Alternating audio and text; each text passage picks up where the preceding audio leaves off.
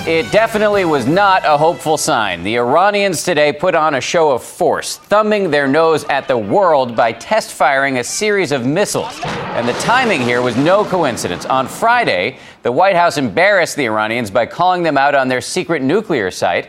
And this week, the U.S. is going to hold its first direct diplomatic meetings with Iran in 30 years. So we start tonight with Rachel Martin, who's in Washington. Shouts of Allahu Akbar went up as Iran conducted a test of short-range missiles today. Longer-range missiles will be tested tonight and tomorrow.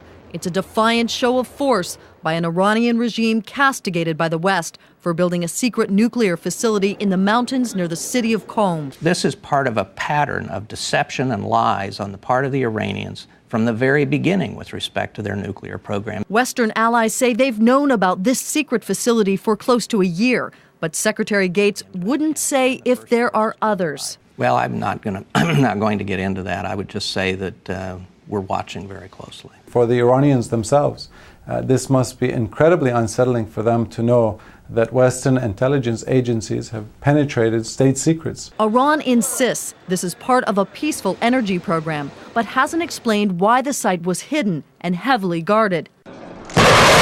Iran's nuclear ambitions will be top of the agenda when Western nations hold direct talks with Iran in Geneva Thursday.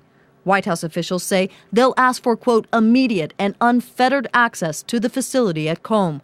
We don't believe that they can present convincing evidence that it's only for peaceful purposes, but we are going to put them to the test. If Tehran doesn't comply, the U.S. will push for sanctions, but they need Russia and China to make them stick. The Russians and the Chinese are never going to sign on to very biting sanctions, but they will turn up the heat very incrementally. The wild card, of course, in all of this is Israel, Dan, and Prime Minister Benjamin Netanyahu has been urging American lawmakers to take action against Iran for defying the international community. Israel has said time and again it will not tolerate a nuclear-armed Iran, but American defense officials say Iran very well could become a nuclear power within 1 to 3 years. Dan. Rachel Martin at the White House, thank you. For more on this, let's go to our senior foreign affairs correspondent, Martha Raddatz, who joins us now from Washington as well. Martha, we heard Rachel talk there about the possibility that the Israelis could take some sort of military action. There's also talk that the United States could take some military action. What could actually be done militarily against these heavily fortified sites, though? Well, there are several options, but none of them are good, Dan, and this is not an option the U.S. wants to use, and the U.S. does not want Israel to use this option either. But they are working on this bomb, which is called a massive ordnance penetrator. It is not like a regular bomb that hits the surface and explodes. What it does is actually penetrates down below. This is a regular bomb you're seeing here, and basically it blows out on the surface. This massive ordnance penetrator, 15 tons, would go deeper into the earth and try to find hidden sites. But that bomb is not ready yet. We saw in Rachel's piece, Secretary Gates pointedly refused to answer questions about whether the government thinks there are more hidden sites in Iran. What are your sources in the government telling you? I talked to an intelligence official, and the official said, I guarantee there are other sites in Iran. Now, the U.S. may not know where they are, but they may know where they are. What the Iranians did a long time ago is decentralize their program. They put different sites, different areas, so there was what's called no single point of failure. In other words, if the Israelis bombed one site, there would be many more left. A thorny crisis we are going to be living with for some time. Martha Raddatz reporting from Washington tonight. Thank you.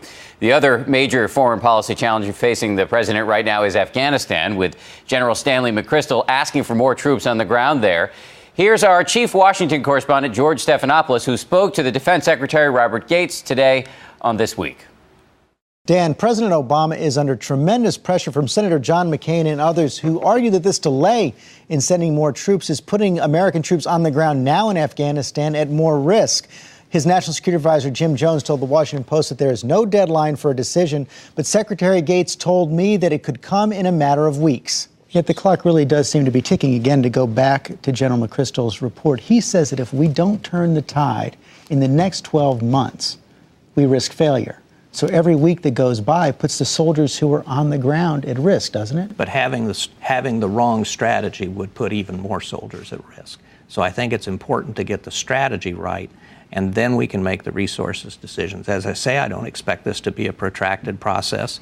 The reality is that even if the president did decide to approve additional combat forces going into Afghanistan, the first forces couldn't arrive until January.